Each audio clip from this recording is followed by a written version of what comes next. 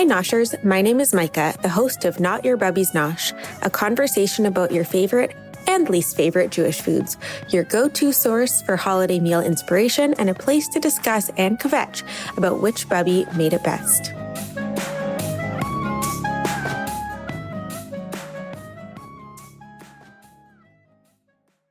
Welcome back to another episode of Not Your Bubby's Nosh.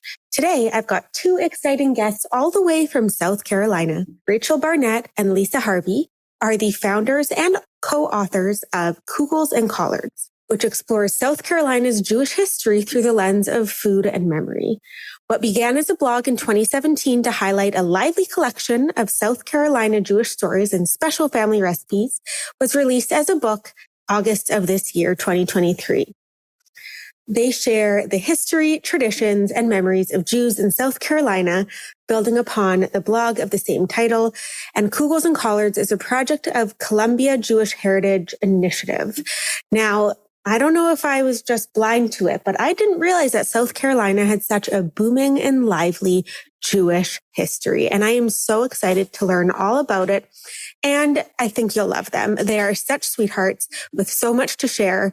And as promised, this is not your Bubby's Nosh.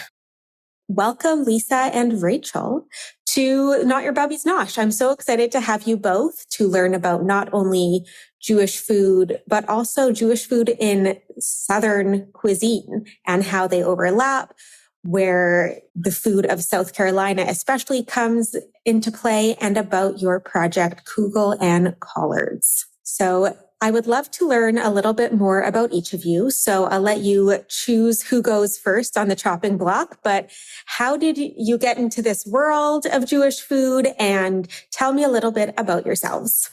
So, speaking for myself and for Rachel, I could start that we're both foodies.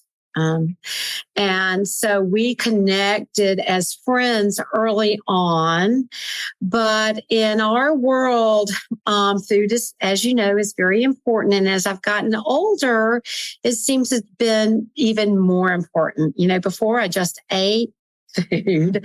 And then as a young bride, I became more interested in recipes and collecting recipes, watching my mother, watching my grandmother. And then somewhere in my 40s, I started wanting to really remember, or later 40s. I think it's developmental. I wanted to really remember. I kind of got a realization, aha moment that these women are not going to be here forever, and it's going to fall on me.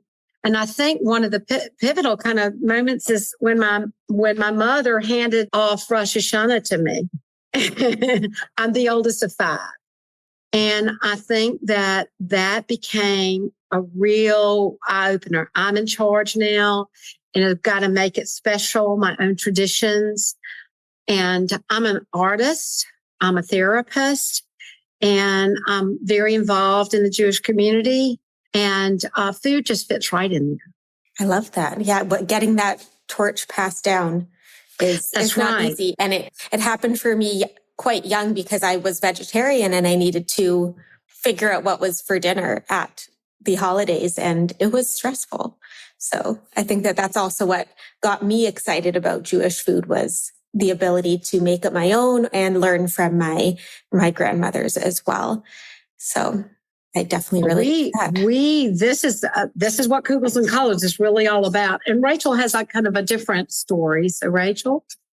Well, first of all, thank you for having us. We're really honored to be with you. I grew up in a small southern town about an hour from Columbia. We live in Columbia, South Carolina now. Our book, Kugels and Collards, covers the state of South Carolina, but it started with a blog in Columbia, which we'll talk about in a bit. I grew up in a small town, and I'm like Lyssa. Food was always on the table. It was an agricultural community. My father was a merchant, like so many small town Jewish towns have the merchant stories.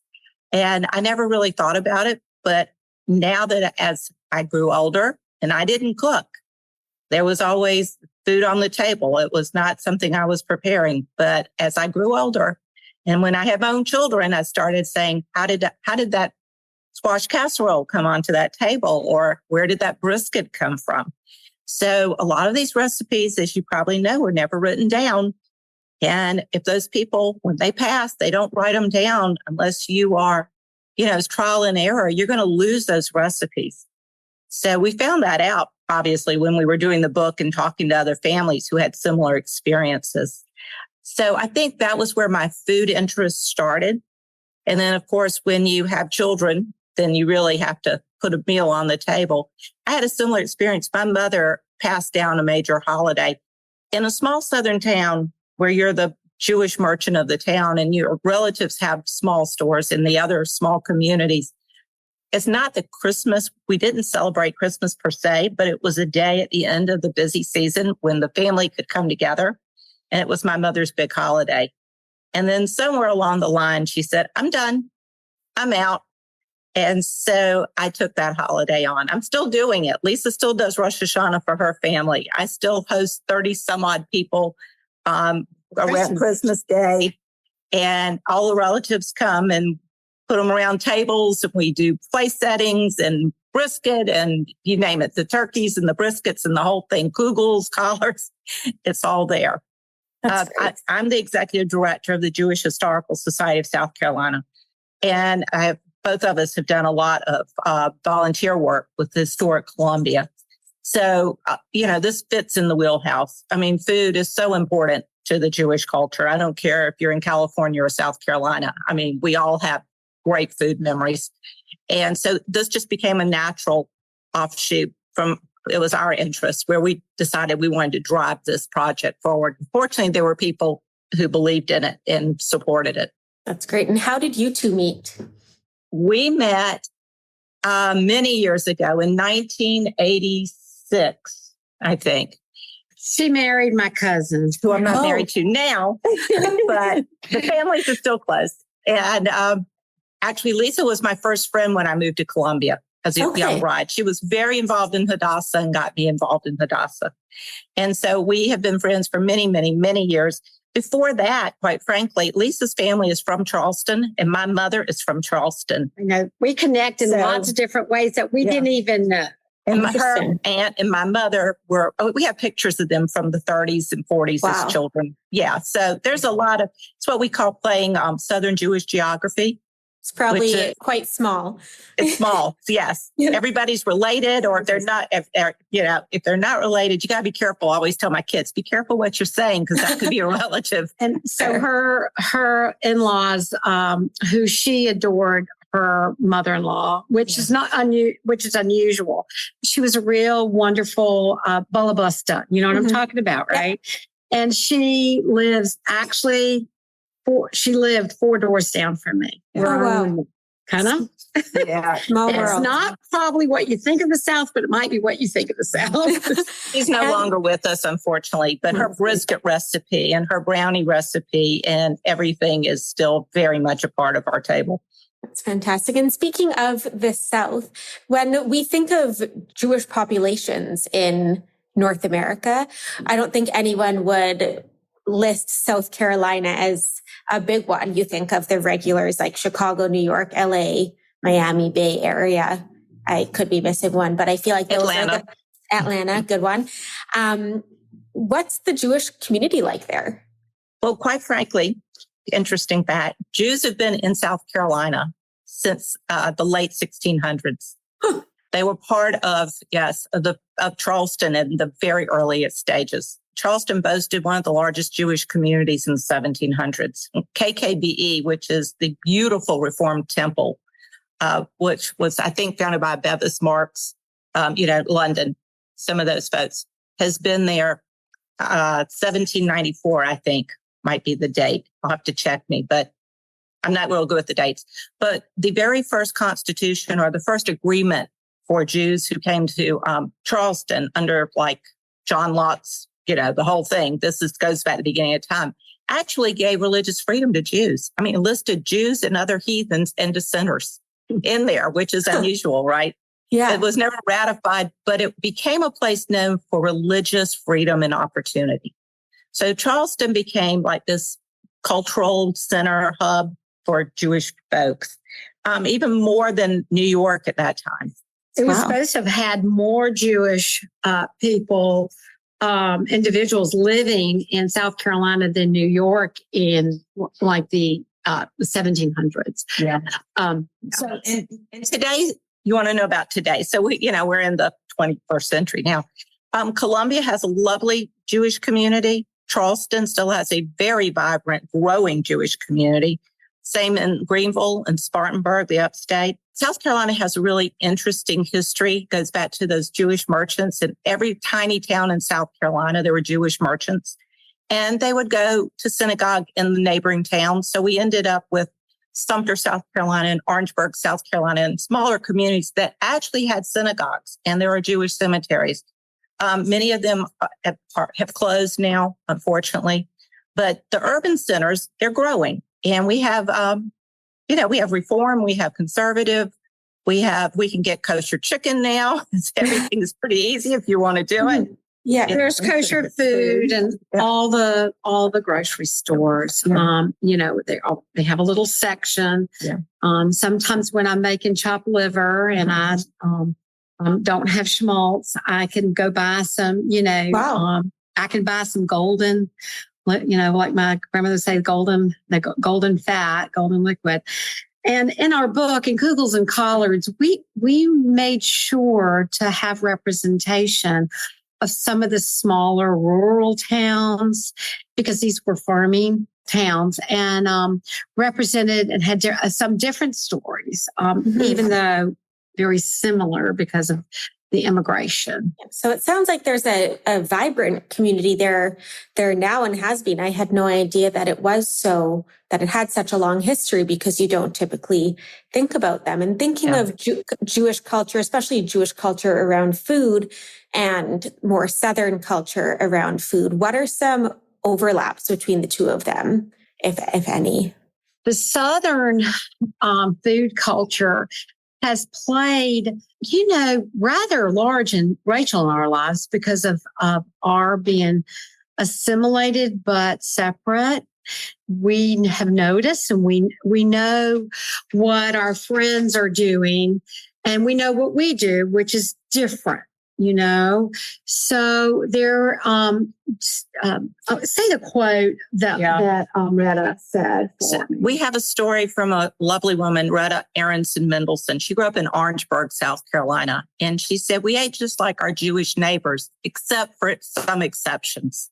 So the exceptions being, they would have brisket on the table. They would have Kugels. They might have, all of the matzo balls and chicken soup. They were pretty assimilated into the community, though, as well.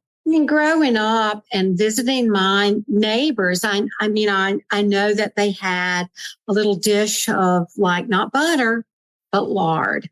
And they would scoop it up, and that would go in the beans, and the lard would go in, all the vegetables. So for us, that's very different. Now, we might have had our little dish of chicken fat, but I don't remember that really. But that maybe some minor differences, their table settings are our table settings are probably reminiscent of a Southern table setting with pineapples and palms, Mm-hmm. But I think that the real, not the difference, but I think that it was our grandparents and their parents when they came who had a little more difficulty and did try to behold and keep their culture and keep the traditional recipes. And so they were probably not quite as assimilated. And it was probably a quicker process than a slow one, because they probably embraced things that you would not, you wouldn't think that they would embrace, but they would probably embrace barbecue. Not in my family. Now, I grew up, again, in the small town, but my mother grew up in Charleston, and her mother was an immigrant, and she kept kosher, and they were strictly kosher. And in Charleston, there were kosher butchers back in those days. So we have great stories about the kosher butchers in the book. It's fascinating, actually. And in Somerton, my family, we kept as kosher as possible. There was no meat and milk on the table. I never saw a shrimp or a piece of ham. I discovered a ham sandwich when I was in the 6th grade. I didn't know what it was. It was one of those things. Now, as we have progressed through life, we have assimilated a little bit more. In my family, I have a brother who keeps kosher. He lives in New Jersey and he's modern Orthodox. And then you come down to me where shrimp and shellfish are on my table. But, it's that Southern table. I mean, we've assimilated and I still keep my holidays. So everybody, it's interesting where you can slice and dice because Rosh Hashanah meal is set, right? And Passover, that's totally set. Set menus. My mother used to change the dishes. I never have changed the dishes, but we did the whole thing. Back to the question about the food cultures, would you say that the importance of food and maybe the focus on food in Jewish culture and Southern culture are similar, that both cultures really value food on the table, maybe more than others? Everything. Mm-hmm. Food is everything in the Southern culture and the Jewish culture. Yes. Mm-hmm. And I think that's where we come together. And probably portion sizes of Jewish families and Southern families are pretty on par. Yeah. And you mentioned kosher items before. And of course, whether you keep kosher or not, I don't care. That's your business. Yeah. And I don't know. But when you're, let's say, for example, I was just in Nashville, and that's personally one of the farthest south places I've been in the States. I've only been in the States for 3 years.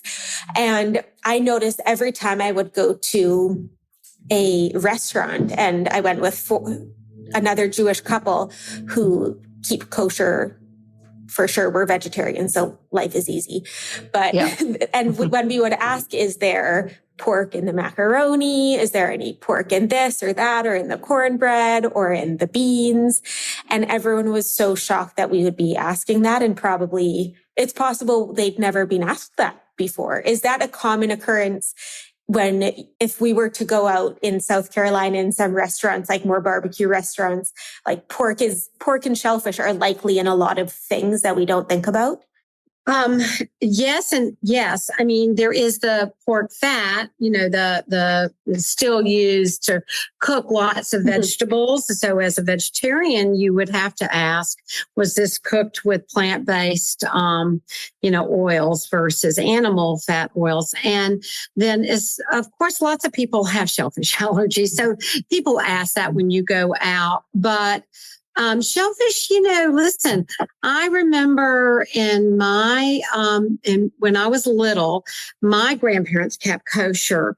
At the beach, when we would go to the beach, we as children loved to catch crabs. Now, my grandfather, who kept kosher, would go take us crabbing. He loved to try to catch crabs. And he even went as far as putting a big pot in the backyard and boiling the crabs for us. Now, were the crabs allowed in the house? No. My great grandmother would have, even talking about it now makes me a little nervous, but she knew. But he liked the act of and loved being, he loved being Southern. He came from Ukraine and then to New York and then to South Carolina. And that's a good segue into my next question in terms of the Southern landscape and the food items available there and the weather and I don't even know how to say this right. It's more watery. The climate. The climate. Thank you. The climate is different. Yeah. How does that impact the food that you would have seen on your table? Obviously, you can go crabbing there, but I don't know if you can do that in New Jersey or New York. And how does that impact the foods that might be on the Jewish Southern table? Well, we have a long growing season, and we have, obviously there is a lot of agriculture in South Carolina. I know New Jersey is the garden state and they have beautiful produce and everything. So I'm not dissing on New Jersey. So I don't want anybody to get upset, but I'm going to talk about South Carolina and our food products. We have, fabulous, and they'll claim they're special vegetables across the state. Tomatoes, Johns Island tomatoes, or Lexington tomatoes. From my own personal perspective, my husband's family were farmers. And you don't think of Jewish folks being farmers, but in South Carolina, there are quite a few families that were farmers. His grandfather came over and was in the 40s. He was here. And they started farming, doing row crops. And in 1956, my husband's father planted his first peach tree on one of the farms. They had lots of farms, and they became peach farmers. Peaches are a big crop in South Carolina. Georgia may be the peach state, but South Carolina has a lot of peaches. Henry is no longer in farming. He left farming in the 80s. But the mere fact that we have all these marvelous products and that have made it to our tables, which is, one of the lovely ways of making that Southern Jewish table. We've got tomatoes and okra and fresh corn and peach cobbler, and all of those recipes have found their way into our book.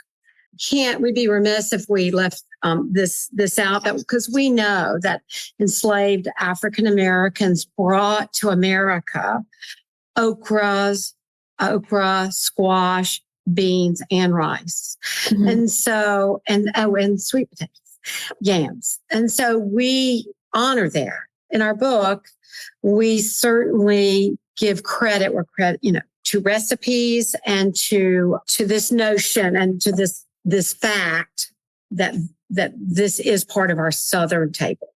Our grandmothers, our immigrant grandparents, probably didn't know what to do with a lot of these vegetables. And so a lot of families employed African-American women who were their cooks, who brought their recipes into the home. Mm-hmm. And in turn, our grandparents would teach their recipes, particularly with the kashrut, with not bringing the pork and all that into the home. So you get this really Southern Jewish table. That's where this comes from. Mm-hmm. That's more unique, I guess, to the South as well, when it comes to those ingredients finding their way onto your holiday tables. Right. And I don't think that we ever had okra or any collards on my grandmother's middle of Saskatchewan holiday table in Canada. And it definitely is shaped. And I think that's what's so special about Jewish cuisine and culture, is that it does take shape in many different ways, and it really can be molded to where the diaspora has found themselves. And whether you're in South Carolina or here in California, the ingredients are different, of course, but I think the main themes are typically the same. With maybe us Californians, I guess I can call myself a Californian now. Maybe we put something different in our matzo ball soup than you might down there, and it's probably more exciting down there. I'm not going to lie. We actually did a little cooking show during COVID with a synagogue group of Jewish women from LA. Mm-hmm. And they were interested in all things Southern, So I made okra gumbo. They embraced kind of like, well, can I get this?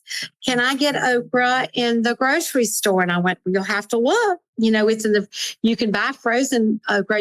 I doubt that you would get fresh. You can get fresh. Okra, and it's seasonal for sure. So and it's beautiful. Our vegetables are lovely, particularly for a vegetarian. Mm-hmm. As long as you can find them not cooked in lard, which is. I'll tell you a side story, and you can edit it out if you want to.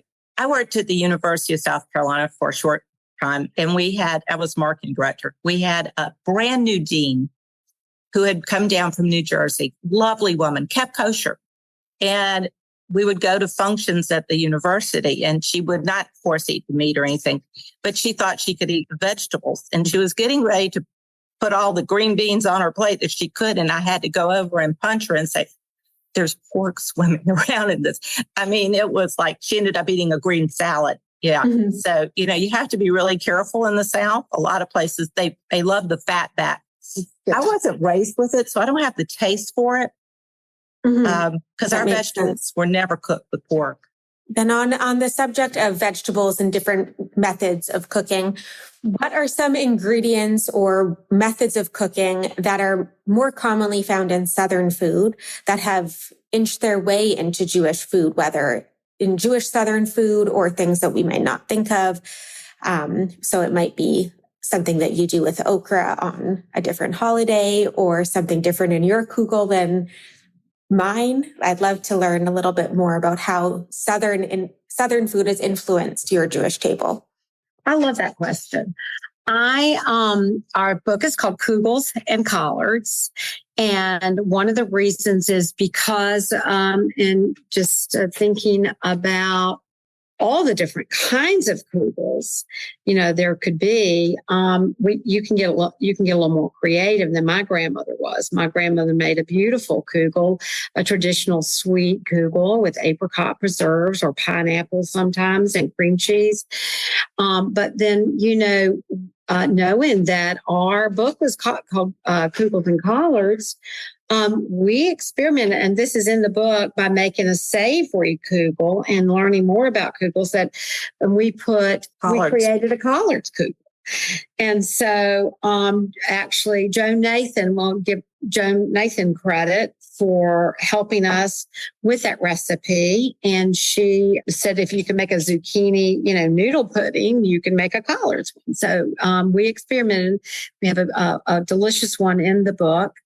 But, at the table, there is a nice kind of melding of all. You might see challah on Friday night, and then at a brunch on Saturday morning, you might see biscuits.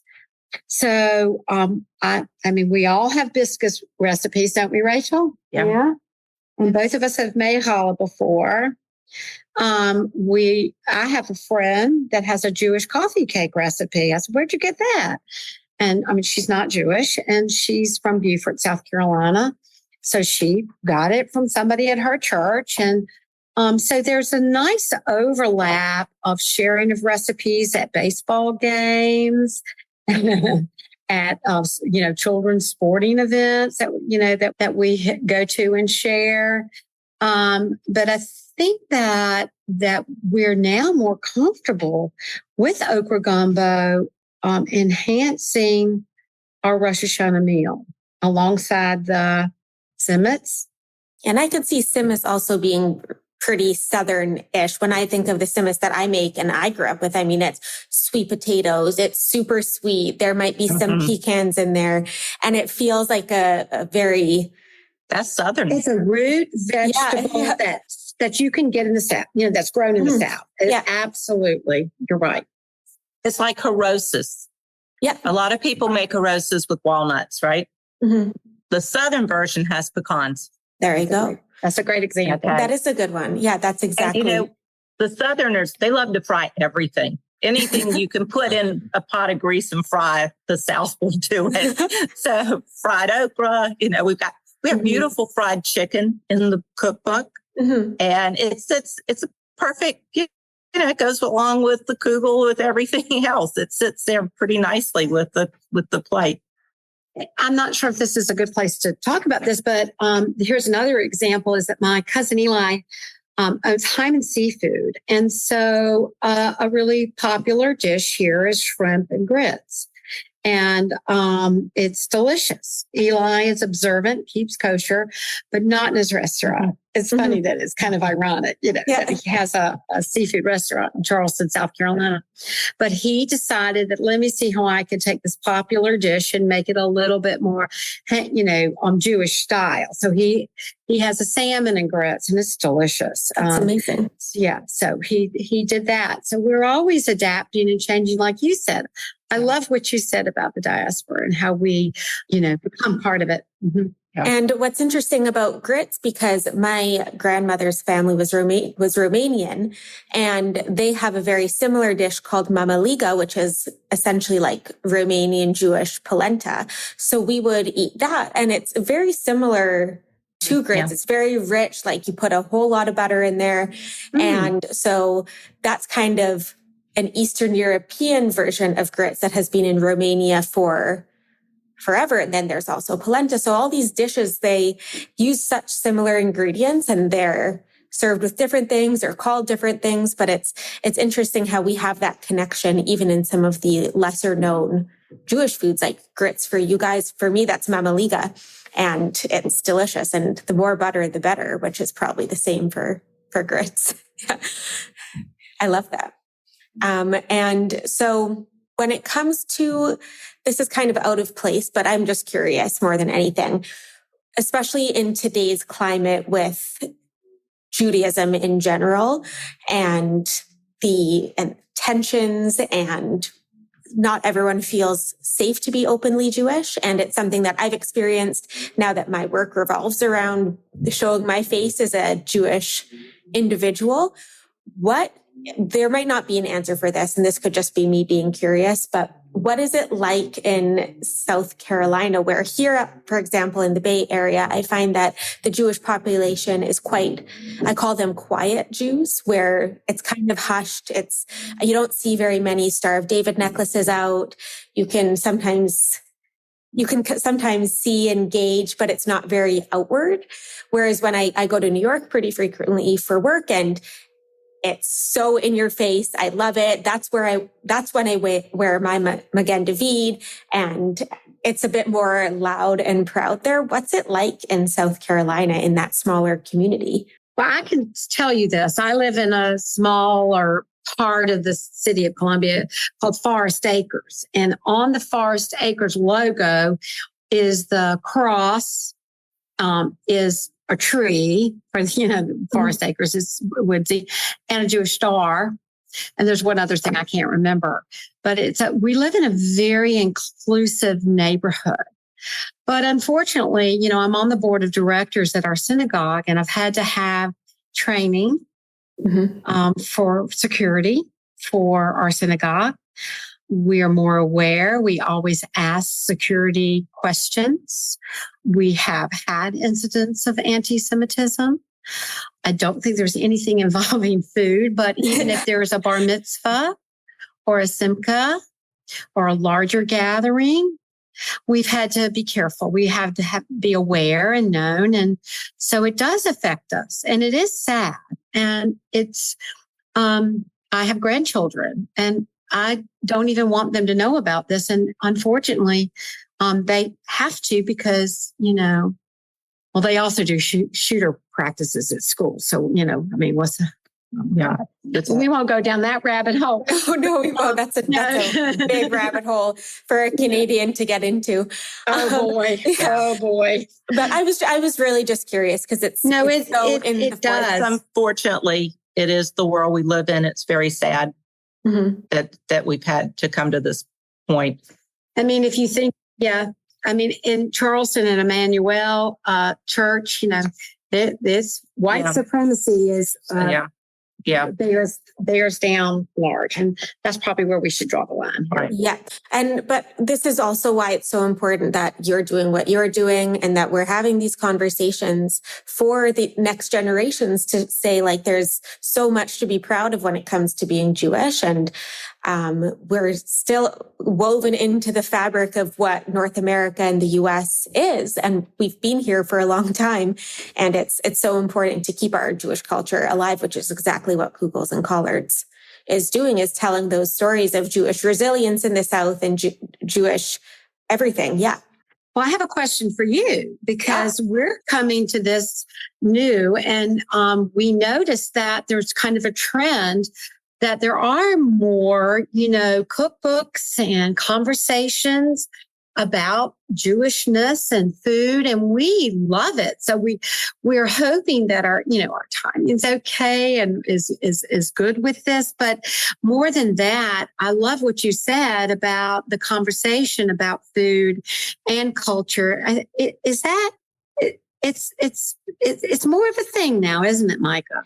It feels that way. It feels like in the past maybe 5 to 10 years, people are having more of these conversations. And if I think back to growing up, we had maybe 1 or 2 Jewish cookbooks that were around, and you really kind of did those. And it wasn't, I'm going to say, cool. It wasn't trendy. There was nothing trendy about a Jewish cookbook. But now looking at the landscape now, even foods like babka had such a huge moment not too long ago, and different food items that are inherently Jewish and are of Jewish descent. Everyone loves a bagel, but that's just one of the thousands of amazing Jewish foods out there. But I think people are opening their eyes to be like, this food that's so integral in my diet or my culture, especially in the US, it came from somewhere. And I think people are starting to look at where foods came from and originated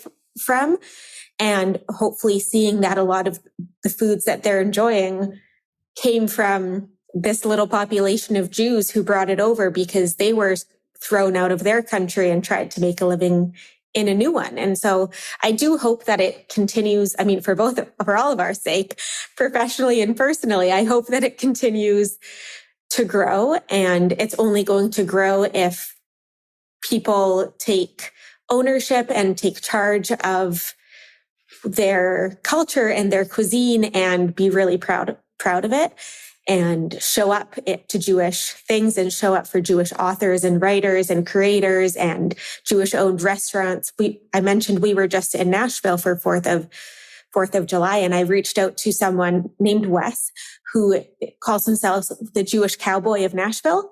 And I was just like reaching out because somebody has said that he made a pickle pizza, and I eat pickles every day at 10 in the morning, pregnant or not. It's like, I've always, like, I had one before we started talking. I just had a big pickle.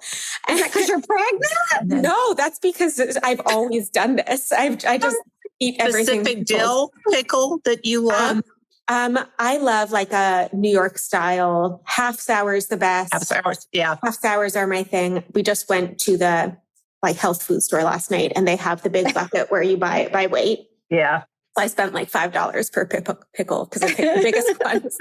But even I reached out to him to ask if he had any recommendations, and we went to his restaurant, and we were so happy just to support him and the projects that he was doing, and reached out to other Jewish people who worked in different places because we want to support them. And I think that that's what's really special about the Jewish community, is that we all support one another because there's not too much outside support for us. So we are really supportive and helpful to one another, and we want to lift each other up because it helps us. Well, Micah, you would love to know that in one of the chapters, we have a story called The Pickle Man.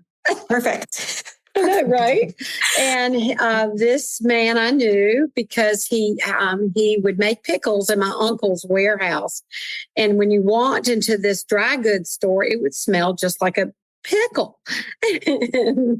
And so, but he became very infamous for his pickles and sold them in grocery stores and in another actually story that we have called Harold's Cabin from Charleston. He would sell his pickles in a barrel, at Harold's Cabin, in Harold's Cabin. And Harold's Cabin actually is still a restaurant and a store, a grocery store, food store in the original place. It had moved, but now it's back in the original place, and it serves typically Southern food, not Jewish food. It doesn't honor the owner except in name, but they have pickles. They have pickles. That's all. Fried pickles, raw pickles. Any kind of pickles. Oh, boy. I love that. You might be a Southern girl at heart. You might be. We also have a story from a family from Utahville, South Carolina, which is a very tiny town. And it's all pickled products. And it was from peaches and cucumbers and artichokes and everything that, maybe not the artichokes, but they all grew locally. Mm-hmm. And when, you do a lot of pickling, in the South, they pickle everything. They fry it, they pickle it. Watermelon, right. That's right. We had a watermelon relish. Yeah. There's a whole story with some great recipes. If you want to get into pickling. Yeah. If you have a good watermelon rind pickle, I just bought a massive watermelon that came this morning. It's in the book. Okay. And, we had beautiful photographs. When you were talking about that, Rachel, it brought to mind that beautiful photograph of the pickling jars and the homemade kind of a label and on a seagrass basket with, with Southern flowers. So our book does feature some beautiful photographs of Jewish foods as well as Southern foods. And it's not just the Jewish, and I would say that from what I've seen, it's not just a cookbook. It's really a historical book that has old photos and family stories. And it's so much more than the recipes. It's really a piece of literature to learn and use as like a textbook almost to learn about Jewish food in that area. Yes. Kugels and Collards started as a blog under Historic Columbia's Jewish Heritage Initiative about 7 years ago. And we wanted to tell Columbia's Jewish history through the memory and the lens of food. So we asked people to write their stories, and we built a blog. And then about 3 years into it, University of South Carolina Press asked if we wanted to take it statewide and asked for a proposal for the book. So that happened in 2019, about the same time everybody went into lockdown. Mm-hmm. So while the world was in lockdown, we were working on Kugels and Collards with the proposal and gathering stories from across South Carolina. We had a lot of stories from Columbia, but we knew we wanted to reach out to all the communities in the state. And so through our networks, family, friends, members of the Jewish Historical Society, we started gathering a lot of stories. The reason we want to do this, quite frankly, is we want to preserve this. This became this unintentional archive, in a way, of Jewish history of South Carolina. And it's become this another layer. We tell these stories, but then you add this deeper layer. You get into a family and their table and, what people write about. My mother was the best cook in the world, or, the memories that come along. Lyssa interviewed people on Zoom, and sometimes they broke down in tears when she was in it. It's a very emotional kind of experience. Sometimes if you walk into your house, if there's a smell, if you're cooking, maybe a recipe from your family, it can trigger that memory that comes back.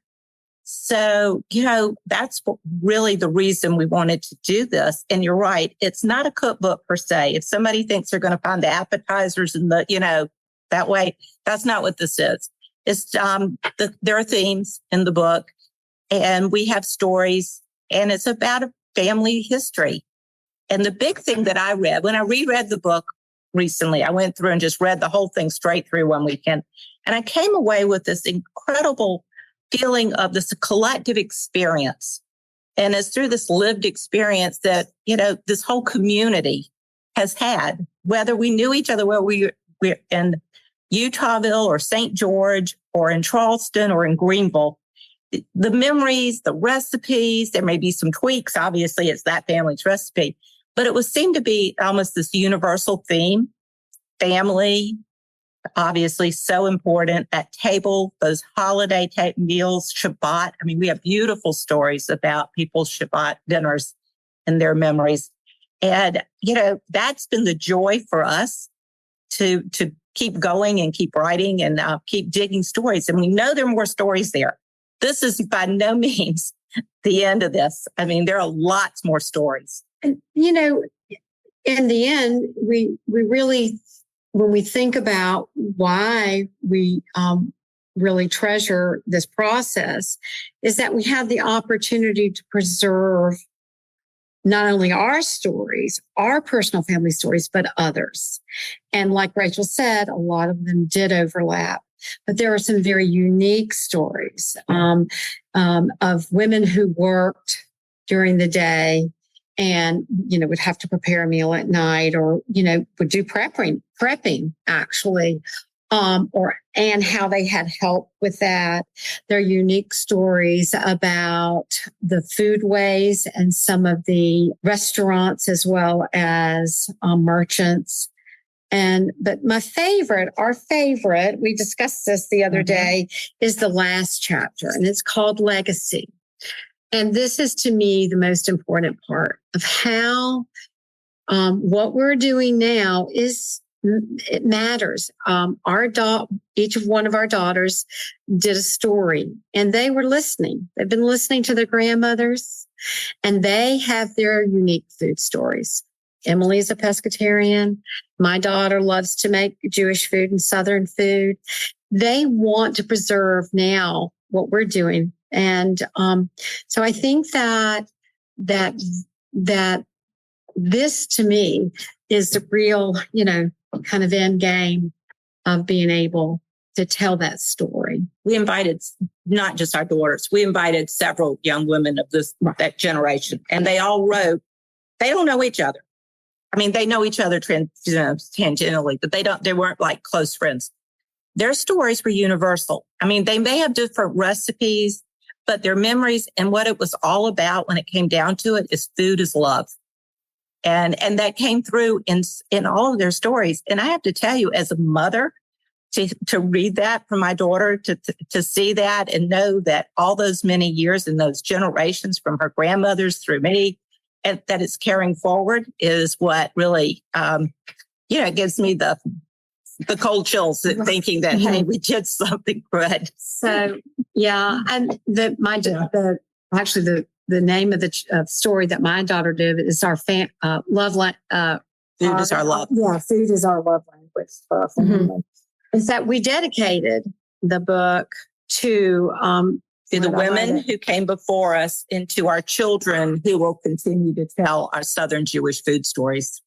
I think that's beautiful. And I think that's a great kind of wrapping up of what the book is all about. And I think I can't get any better than that. That was a great little clip that you guys just shared. And so thank you both so much for joining me today. If you have not gotten your hands on a copy of Kugel and Collards, go buy one immediately. And all of the sales go towards not these two lovely women, but they are selflessly donating all of the proceeds to give back to their communities. Will you share where the proceeds are going so I don't mess it up? Well, they're going to two organizations. One is called Historic Columbia, which is in Columbia, South Carolina, and the Jewish Historical Society of South Carolina. So you buying this book not only gives you information and priceless stories and recipes, but also helps the South Carolina Jewish community thrive from today onwards so that your children and their children and everyone's children can keep the Jewish tradition alive. So thank you both so much for coming. I am so excited. And I'm booking a flight to South Carolina immediately. Come on, eat the pickles. Thank you, Micah. Thank you so much. Thank you.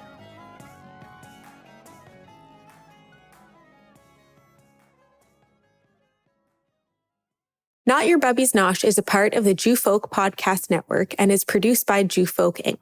For more shows, check out tcjewfolk.com/podcast. If you've got questions, email me at micah@noshwithmicah.com.